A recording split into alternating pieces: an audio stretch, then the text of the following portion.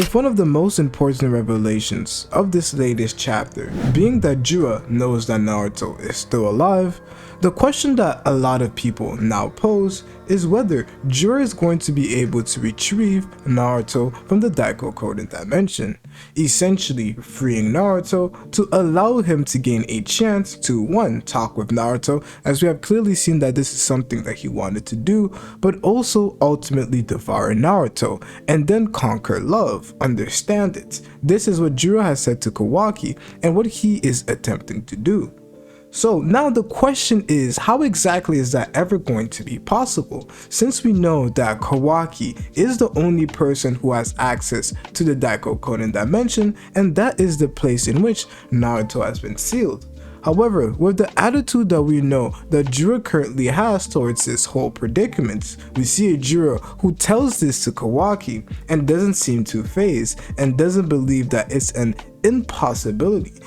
With my own personal interpretation and the way I look at this scene, it almost seems as if to me, Jura believes that he is going to be able to take Naruto out of that dimension and eventually devour him, because if it was not a possibility, it would no longer remain a goal of Jura.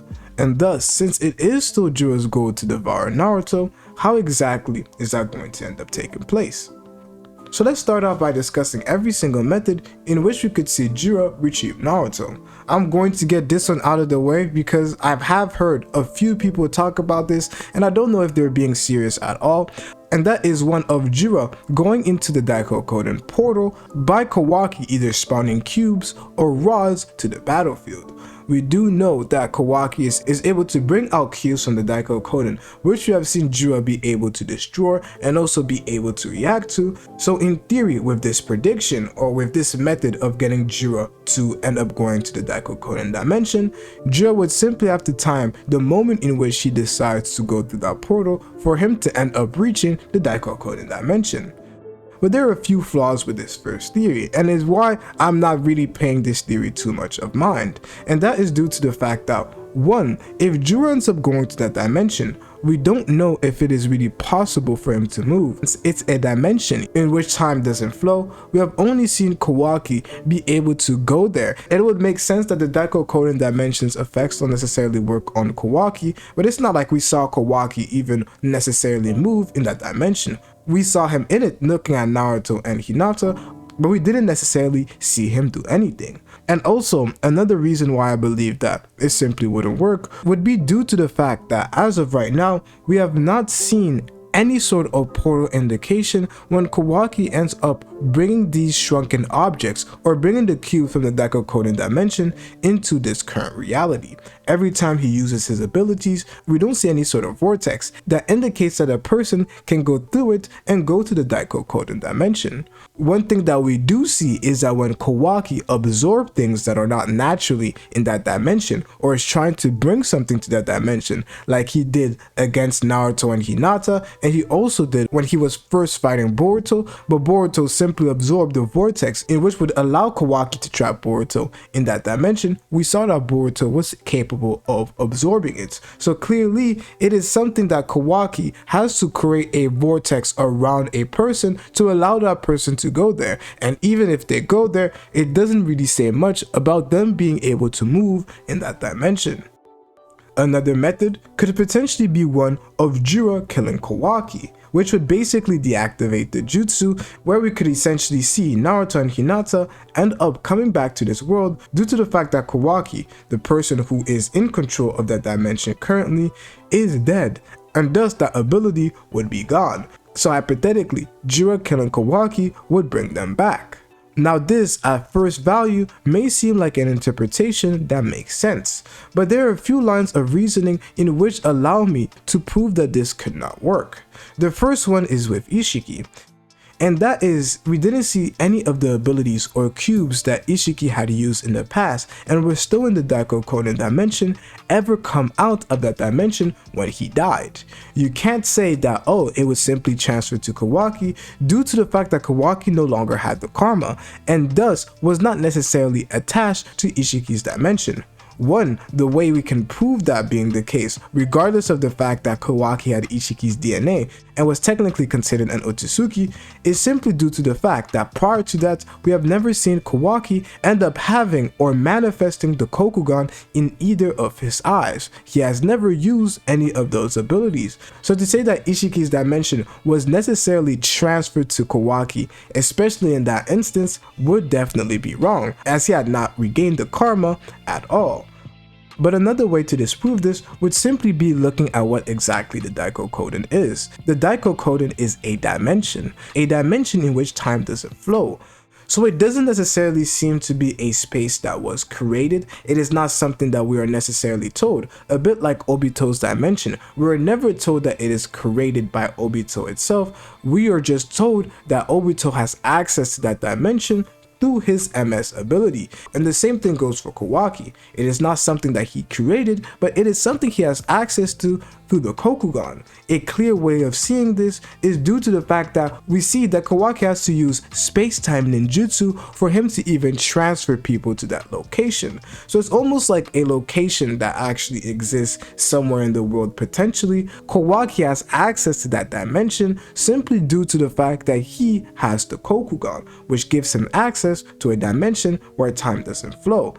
So Kawaki's death, in my personal opinion, would not result in either the cubes coming out or Naruto and Hinata being unsealed.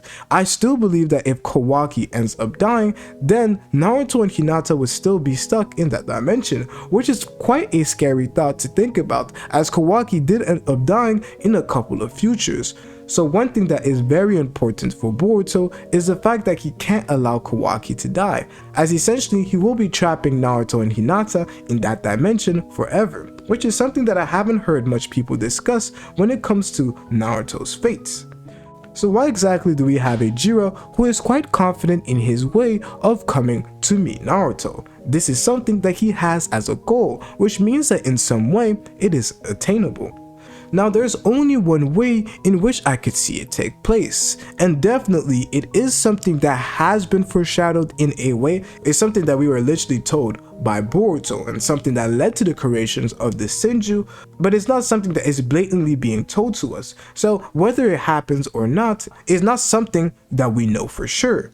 But what I am talking about exactly is the fact that the whole creation of the Senju dealt with the essence of Ishiki, through the karma that Code had, which allowed the Otsutsukis to evolve and turn into a divine tree that had ego.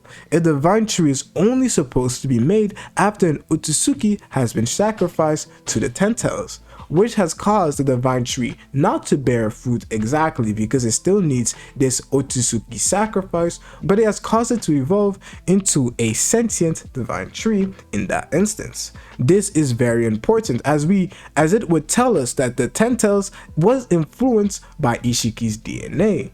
And due to the fact that it is Ishiki's DNA, it could be very well possible, just like what we see with Shibai and these various characters and Kara members that have awakened some of his abilities. It is very well possible that we have Jura awaken one of Ishiki's abilities and potentially using that somewhere in the future, just like we had a Kashikoji that lived most of his life and never ended up awakening his senjutsu, but near his death he ended up awakening a senjutsu that allowed him to see the future. Something that we have seen with Damien, Ada, those things, it seemed like it appeared a little bit more instantaneously, as we note that Amato tampered with Ida's body and then she awakened that charm ability which stems from omnipotence, and Damien with the reflecting abilities. We could potentially see Jura at some point when he ends up going all out and ends up understanding his powers a little bit better. Jura would then have the potential that would allow him to awaken that ability to retrieve things from the Daikokoden dimension. I'm not saying he's necessarily going to have the Kokugan, but maybe something that allows him to be a link to the Daikokoden dimension, just like Kawaki could also access that dimension. Now, the last way that I believe that Naruto could be retrieved by Jura is a way that is very important and could allow us to see Jura go through a character arc, where he first goes out there and tames or just simply steals the chakra from the rest of the Biju that are still alive in this world, and then attempts to retrieve Naruto. and this would be done in a similar manner to Ishiki. The same way that Ishiki was able to retrieve Kawaki using the fact that there was a link between Naruto and Kawaki due to the simple fact of the chakra that was being used for Kawaki's hand. In that same light, using that link, we had Ishiki who was able to bring Kawaki to the dimension in which we had seen Boruto transport everybody to. This fits the scenario perfectly because in both instances, we have something similar happening. One where we have somebody being in a different dimension, we have Naruto who is in the dimension of the Daikokoden, and we had Ishiki who was in a different dimension where Boruto ended up sending them so that they wouldn't damage the village in that fight. And then a person who is in a different dimension is able to use space-time ninjutsu to bring another person to that very own dimension. And the link between them is chakra and the chakra that they have. One thing that is very important, and the reason why I say that we could potentially see Jura go and tame or retrieve chakra from the other tailed beasts is due to the fact that Naruto has the chakra of all the tailed beasts, obviously minus Kurama. But in technicality, he should still have the chakra of the rest of the tailed beasts, which would essentially allow Jura, who is going on this arc where he meets the other tailed beasts and retrieves chakra from them, to have a link to Naruto, as Naruto did the same thing. Maybe they go through different methods, but Naruto has chakra from the rest of the tailed beasts minus Kurama, and then Jura has chakra from the rest of the tailed beasts minus Kurama, as Kurama is in Hinata's body. So using that link that they have, we can see Jura use space-time ninjutsu to ultimately retrieve Naruto from that dimension. And that's how I personally see Naruto being freed, or the suggestion that Jura has reached a point in which he could technically bring Naruto back to this reality and then devour Naruto, something that was suggested to Kawaki in the Code arc by Code. And that's why it is critical for both Boruto and Kawaki to now grow strong, where they can ultimately defeat Jura before that future comes to be. Kashin Koji will most likely warn them about it, but for right now, what can they do to stop Jura? Watch this video right here to see how they could grow stronger, both Boruto and Kawaki.